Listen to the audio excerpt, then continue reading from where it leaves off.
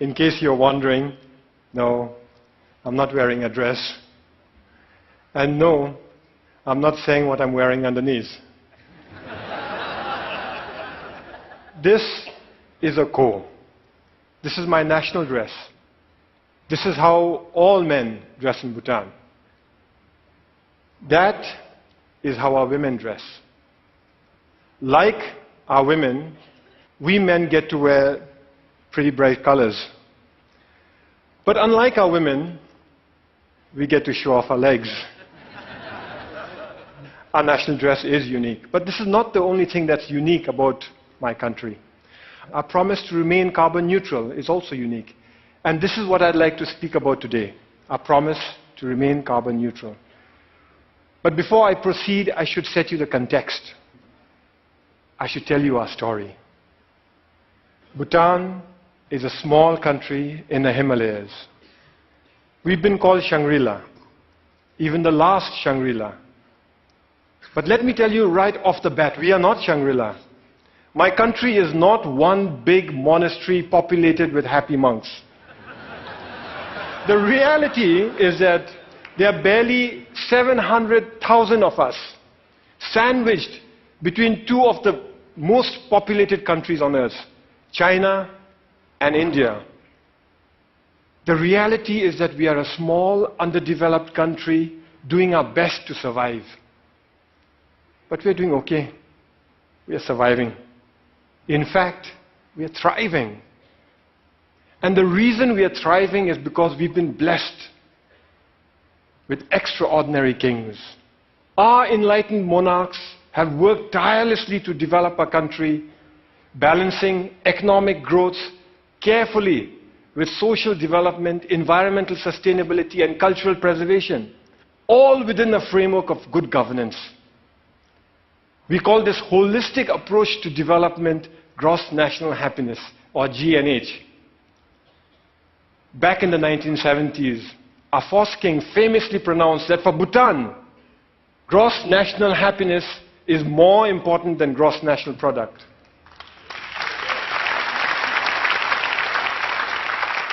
Ever since, all development in Bhutan is driven by GNH, a pioneering vision that aims to improve the happiness and well-being of our people. But that's easier said than done, especially when you're one of the smallest economies in the world. Our entire GDP is less than $2 billion. I know that some of you here are worth more individually than the entire economy of my country. So our economy is small. But here's where it gets interesting. Education is completely free. All citizens are guaranteed free school education, and those that work hard are given free college education. Healthcare is also completely free. Medical consultation, medical treatment, medicines, they're all provided by the state. We manage this because we use our limited resources very carefully, and because we stay faithful to the core mission of GNH, which is development with values. Our economy is small and we must strengthen it. Economic growth is important. But that economic growth must not come from undermining our unique culture or our pristine environment. Today our culture is flourishing. We continue to celebrate our art and architecture, food and festivals, monks and monasteries. And yes, we celebrate our national dress too. This is why I can wear my ko with pride. Here's a fun fact. You're looking at the world's biggest pocket. It starts here, goes round the back, and comes out from inside here. In this pocket, we store all manner of personal goods, from phones and wallets to iPads, office files, and books. But sometimes, sometimes even precious cargo. So our culture is flourishing, but so is our environment. 72% of my country is under forest cover. Our constitution demands that a minimum of 60% of Bhutan's total land shall remain under forest cover for all time.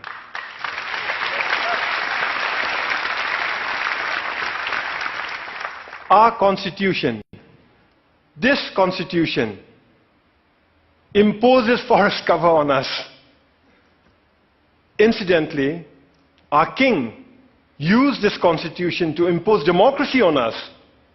You see, we, the people, didn't want democracy. We didn't ask for it. We didn't demand it. And we certainly didn't fight for it. Instead, our king imposed democracy on us by insisting that he include it in the constitution. But he went further.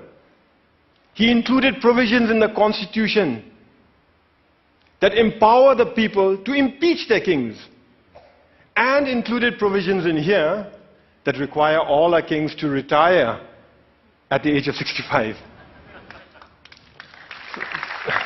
Fact is, we already have a king in retirement. Our previous king, the Great Fourth, retired 10 years ago at the peak of his popularity.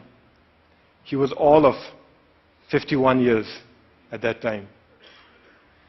So as I was saying, 72% of our country is under forest cover. And all that forest is pristine. That's why we are one of the few remaining global biodiversity hotspots in the world. And that's why we are a carbon neutral country. In a world that is threatened with climate change, we are a carbon neutral country. Turns out it's a big deal. Of the 200 odd countries in the world today, it looks like we are the only one that's carbon neutral. Actually, that's not quite accurate. Bhutan is not carbon neutral. Bhutan is carbon negative. Our entire country generates 2.2 million tons of carbon dioxide. But our forests, they sequester more than 3 times that amount. So we are a net carbon sink for more than 4 million tons of carbon dioxide each year. But that's not all. We export most of the renewable electricity we generate from our fast-flowing rivers. So today, the clean energy that we export offsets about 6 million tons of carbon dioxide in our neighborhood. By 2020, we'll be exporting enough electricity to offset 17 million tons of carbon dioxide. And if we were to harness even half our hydropower potential, and that's exactly what we're working at, the clean, green energy that we export would offset something like 50 million tons of carbon dioxide a year. That is more CO2 than what the entire city of New York generates in 1 year. So inside our country, we are a net carbon sink. Outside, we are offsetting carbon. And this is important stuff. You see, the world is getting warmer. And climate change is a reality. Climate change is affecting my country. Our glaciers are melting, causing flash floods and landslides, which in turn are causing disaster and widespread destruction in our country. I was at that lake recently. It's stunning. That's how it looked 10 years ago. And that's how it looked 20 years ago. Just 20 years ago, that lake didn't exist. It was a solid glacier. A few years ago, a similar lake breached its dams and wreaked havoc in the valleys below. That destruction was caused by one glacial lake. We have 2,700 of them to contend with. The point is this: my country and my people have done nothing to contribute to global warming. But we are already bearing the brunt of its consequences. And for a small, poor country, one that is landlocked and mountainous, it is very difficult. But we are not going to sit on our hands doing nothing. We will fight climate change. That's why we have promised to remain carbon neutral.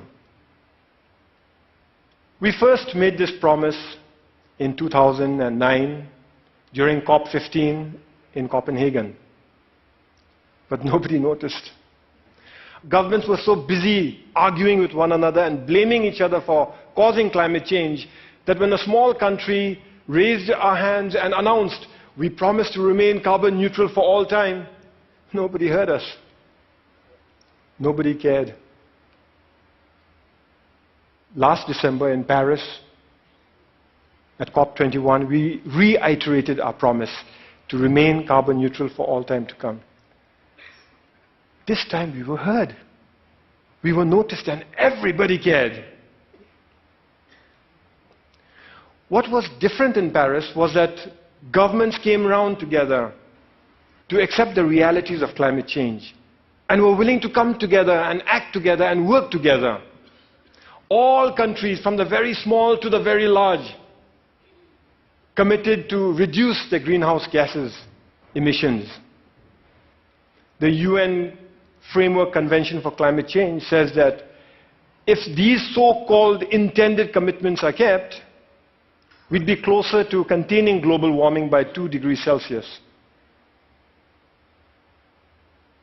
By the way, I've requested the TED organizers here to turn up the heat in here by 2 degrees. So if some of you are feeling warmer than usual, you know who to blame. It's crucial that all of us keep our commitments. As far as Bhutan is concerned, we will keep our promise to remain carbon neutral. Here are some of the ways we are doing it. We are providing free electricity to our rural farmers. The idea is that with free electricity, they will no longer have to use firewood to cook their food. We are investing in sustainable transport and subsidizing the purchase of electric vehicles.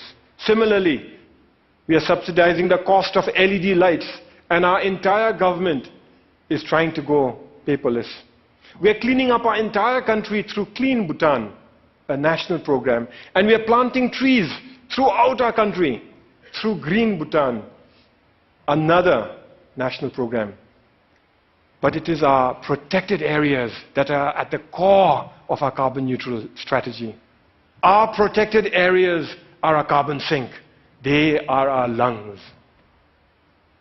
Today, more than half our country is protected as national parks, nature reserves, and wildlife sanctuaries. But the beauty is that we've connected them all with one another through a network of biological corridors.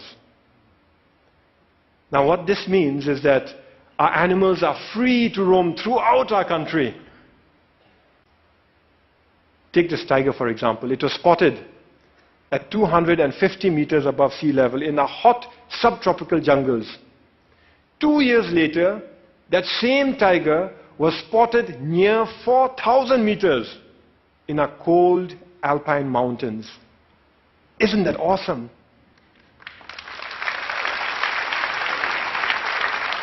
We must keep it that way. We must keep our parks awesome. So every year we set aside resources to prevent poaching, hunting, mining, and pollution in our parks. And resources to help communities who live in those parks manage their forests, adapt to climate change, and lead better lives while continuing to live in harmony with Mother Nature. But that is expensive. Over the next few years, our small economy won't have the resources to cover all the costs that are required to protect our environment. In fact, when we run the numbers, it looks like it'll take us at least 15 years before we can fully finance all our conservation efforts. But neither Bhutan nor the world can afford to spend 15 years going backwards. This is why His Majesty the King started Bhutan for Life. Bhutan for Life gives us the time we need. It gives us breathing room. It is essentially a funding mechanism to look after our parks, to protect our parks till our government can take over on our own fully. The idea is to raise a transition fund from individual donors, corporations, and institutions. But the deal is closed only after predetermined conditions are met and all funds committed. So multi-party, single closing, an idea we borrowed from Wall Street. This means that individual donors can commit without having to worry that they'll be left supporting an underfunded plan. It's something like a Kickstarter project, only with a 15-year time horizon and millions of tons of carbon dioxide at stake. Once the deal is closed, we use the transition fund to protect our parks, giving our government time to increase our own funding gradually till the end of the 15-year period. After that, our government guarantees full funding forever. We're almost there. We expect to close later this year. Naturally, I'm pretty excited.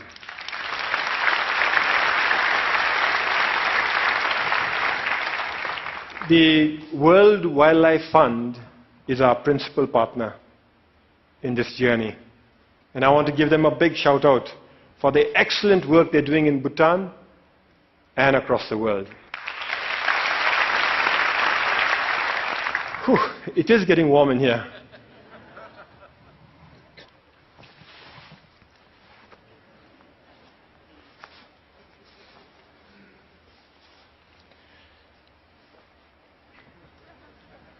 I thank you for listening to our story. A story of how we are keeping our promise to remain carbon neutral. A story of how we are keeping our country pristine for ourselves, our children, for your children, and for the world. But we are not here to tell stories, are we? We are here to dream together. So in closing, I'd like to share one more dream that I have. What if we could mobilize our leadership and our resources, our influence and our passion to replicate the Bhutan for Life idea to other countries so that they too can conserve their protected areas for all time? After all, there are many other countries who face the same issues that we face. They too have natural resources that can help win the world's fight for sustainability. Only they may not have the ability to invest in them now. So what if we set up Earth for Life, a global fund, to kickstart the Bhutan for Life throughout the world? I invite you to help me to carry this dream beyond our borders to all those who care about our planet's future. After all, we're here to dream together, to work together, to fight climate change together, to protect our planet together. Because the reality is, we are in it together. Some of us might dress differently, but we are in it together. Thank you very much. And Kashi Dila. Thank you. Thank you. Thank you. Thank you.